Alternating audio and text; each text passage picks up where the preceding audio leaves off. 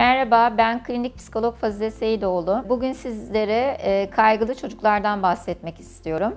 Öncelikle kaygının aslında işe yarayan bir duygu olduğunu, hayatımızı koruduğunu ve kaygısız bir hayatın mümkün olmadığını da söylememiz lazım. Ama kaygılı çocuklar nasıl diye sorarsanız, normalde bir tehlike olduğunda hepimiz kaygılanırız ve bu sağlıklı bir kaygıdır. Ama kaygı bozukluğu yaşayan hem yetişkinlerde hem çocuklarda aslında tehlike yokken bir kaygı durumu oluşur. Örneğin şöyle örnek veriyorum ben minik danışanlarıma. Evdesin, yatıyorsun ve bir ses duydun. Ne aklına gelir? İşte kaygılı çocukların hemen bana verdikleri cevap şöyle oluyor. Hırsız geldi.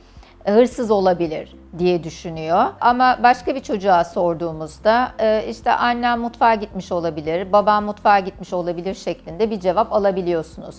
Aynı şekilde annelere böyle bir soru sorduğumda işte çocuğunuz geç kaldı, ne düşünürsünüz diye kaygılı anneler şöyle bir cevap veriyorlar. Başına bir kaza geldi ya da kötü bir şey olduğunu düşünürüm diye cevap verirken sakin anneler herhalde servis gecikti, trafik vardı şeklinde yorumlayabiliyorlar.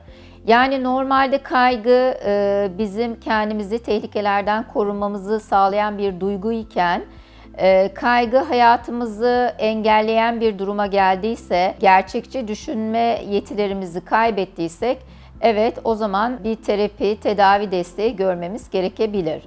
Örneğin kaygılı çocuklarla ilgili başka örnekler de verebilirim. Mesela çocuk sınıfta parmak kaldırmak istemez. Çünkü yanlış söylersem arkadaşlarım bana gülerler diye düşünebilir. Soru sormaz öğretmenine. Yine yanlış bir şey sorabilirim, rezil olabilirim veya sorduğum soru aslında çok basit olabilir. Arkadaşlarım gözünde küçük düşerim diye düşünebilir.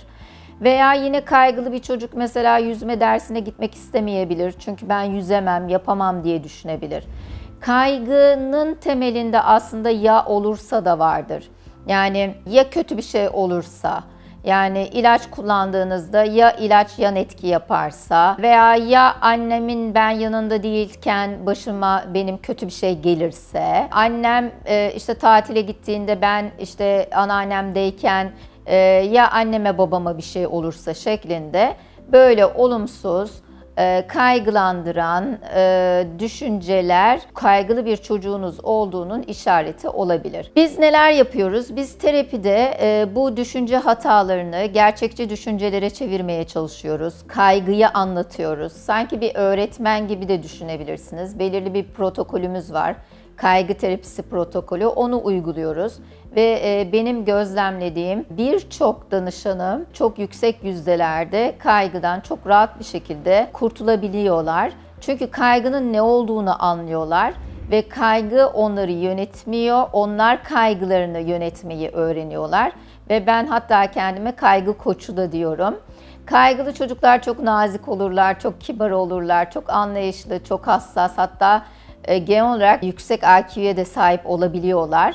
Çok düşündükleri için, çok detaylandıkları için de kaygı hissedebiliyorlar. Ama terapiden oldukça fayda görüyorlar.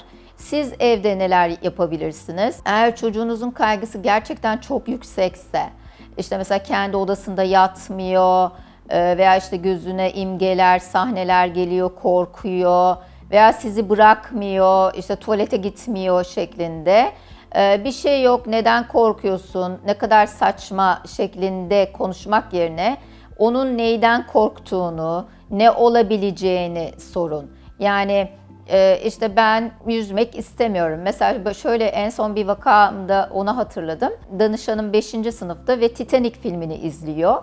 Titanic filminde denizin altındaki o korkunç görüntüleri görüp denize girmekten korkuyor. Çünkü her denizin altını Titanic filmindeki o denizin altı gibi veya o boğulma sahnelerini gözünün önüne getirdiği için denizden korkuyor, vapura binmiyor.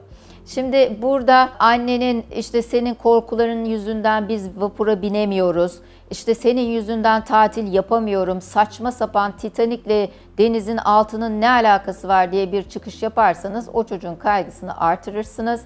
Burada daha gerçekçi düşünmesine yardımcı olacak şekilde, Sokratik sorgulama dediğimiz şekilde, zaten çok üstün zeka bir kız. Yani bunun olamayacağını, benzemeyeceğini şeklinde sakin bir şekilde ebeveynler anlatmalı.